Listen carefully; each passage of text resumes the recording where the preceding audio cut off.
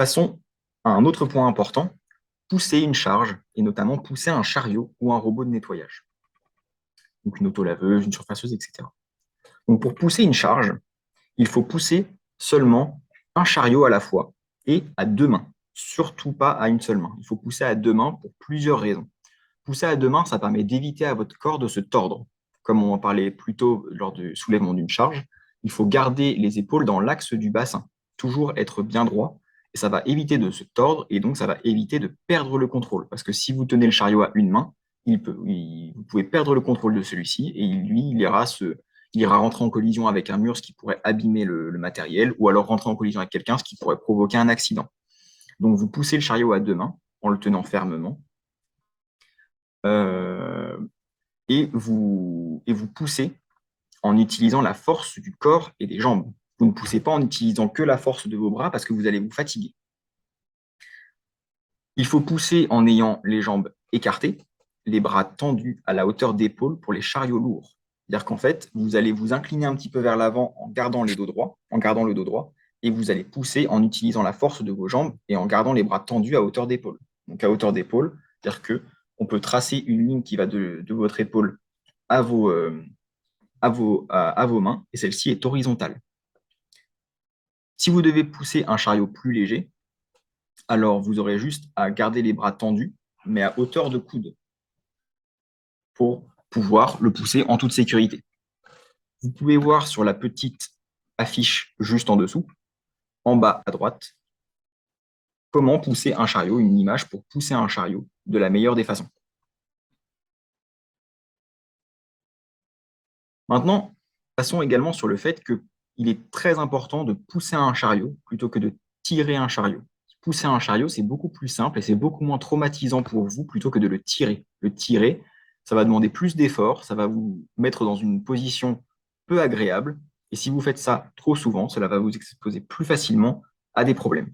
Donc il faut pousser la charge en sécurité en gardant en tête les règles que je viens de vous dire.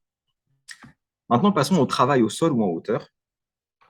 Donc, le travail au sol, ça peut avoir lieu lors de maintenance, lors du changement de poubelle, lors du débranchage de prise. Ce sont beaucoup de moments où vous devez être au sol. Et donc, pour effectuer un travail au sol, il est très important, encore une fois, de garder le dos droit et d'utiliser plutôt ses jambes plutôt que son dos et ses bras. Donc, pour le travail au sol, on va poser un genou à terre en gardant le dos droit.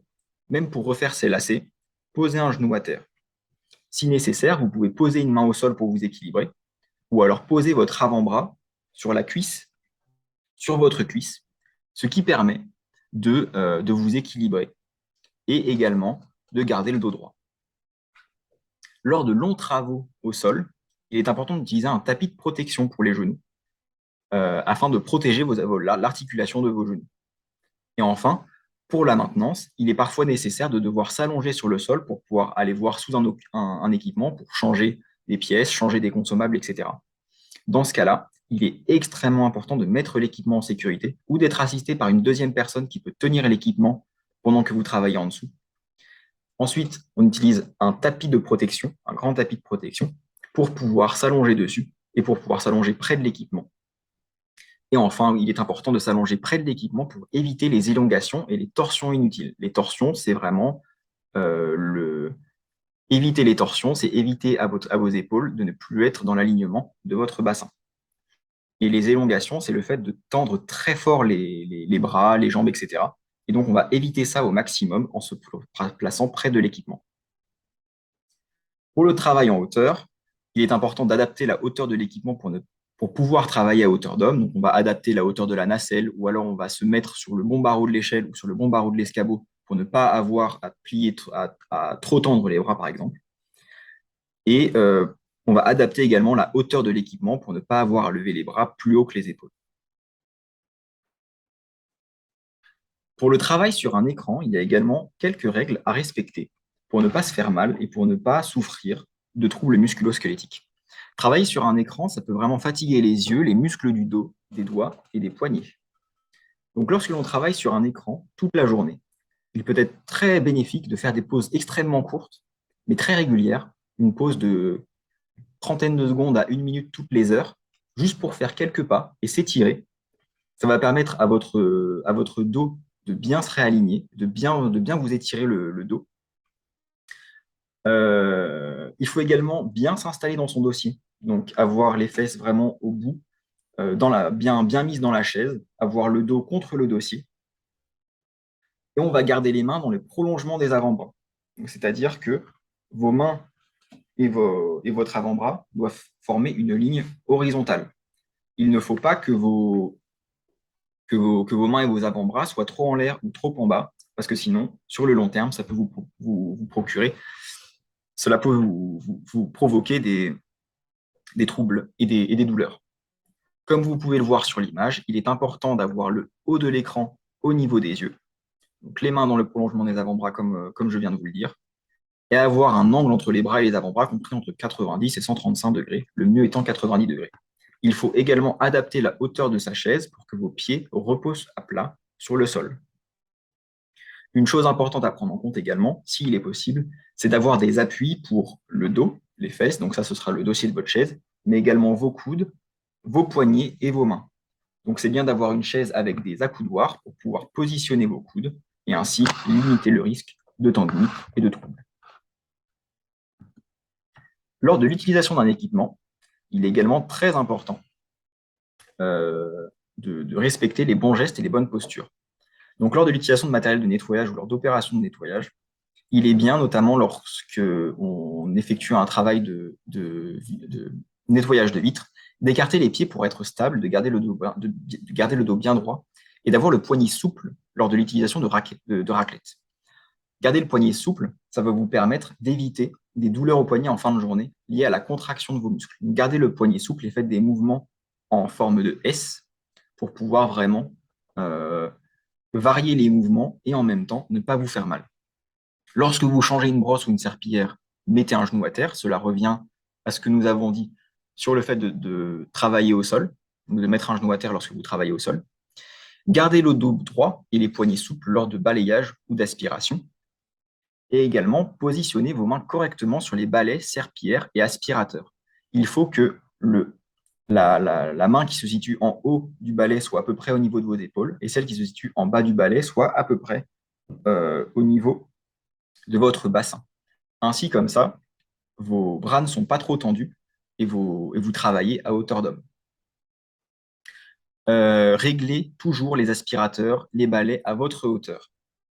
Ainsi, vous allez éviter les élongations et vous allez éviter de vous faire mal. Et pliez les genoux et gardez le dos droit lors d'aspiration sous un meuble, ce qui peut arriver très fréquemment sur les sites clients. Et également, lors d'utilisation de surfaceuse, ne tenez pas la surfaceuse à bout de bras. Gardez les coudes près du corps et effectuez des mouvements de va-et-vient avec vos mains lorsque vous utilisez la surfaceuse. Cela vous évitera des troubles au niveau des coudes et des poignets. Quelques conseils supplémentaires concernant les gestes et les postures. Elles ne doivent pas être contraignantes. Elles doivent être suivies afin de limiter au maximum les douleurs corporelles. Même si elles semblent inhabituelles au départ, elles doivent être suivies parce que cela va vous éviter de vous faire mal au fur et à mesure du temps. Ce qu'il faut comprendre, c'est que les gestes et les postures et les douleurs liées aux mauvais gestes et aux mauvaises postures, ce ne sont pas des douleurs immédiates, ce sont des douleurs qui s'installent sur des longues périodes. Et des longues périodes, ça peut être plusieurs années. Plusieurs années à mal effectuer un mouvement, et ben à la fin, ça va vous faire une douleur qui sera très longue à soigner. Donc, dès le départ, adopter les bons gestes et les bonnes postures, c'est très important.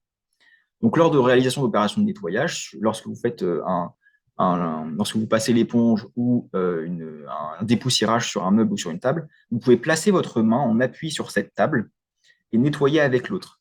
Ça va vous permettre de vous incliner sur la table en gardant le dos droit. Et évidemment, ça va vous permettre de ne pas vous plier et de ne pas plier votre dos. Planifiez toujours le trajet lors de déplacements au volant, à pied ou en manipulant un chariot ou un robot pour éviter de rentrer en contact avec quelqu'un d'autre et pour toujours avoir en tête les bonnes postures. Et lors de déplacements de charge lourde, n'hésitez pas à faire une petite pause pour éviter de lâcher la charge et de vous blesser. Portez évidemment toujours les EPI nécessaires à votre tâche et les chaussures de sécurité à minima, évidemment. Enfin, on peut parler de la bonne position au volant. On a tendance à l'oublier, mais au volant, il est également nécessaire d'avoir une bonne position pour ne pas s'abîmer le dos et ne pas et être bien alerte et être bien réactif. Donc au volant, il est nécessaire de garder le dos droit, enfoncé dans le siège, la tête sur l'appui-tête. Il faut régler le siège pour avoir une bonne distance au volant. Donc en fait, il faut que vos jambes soient presque tendues pour facilement interagir avec les pédales. Et enfin, pour sortir du véhicule, il faut effectuer un quart de tour pour positionner vos genoux vers la sortie et sortir en appuyant sur vos genoux. Donc en conclusion, les gestes et postures, elles permettent d'effectuer des actions en sécurité sur le lieu de travail. Et même si ces postures, elles sont parfois inhabituelles car elles changent les habitudes prises depuis des années, elles permettent à terme un confort dans le sens où vous ne serez pas victime de troubles musculo-squelettiques, de tendinite, d'entorses, de blessures liées à une mauvaise posture ou à une mauvaise manipulation. Merci à vous pour votre attention.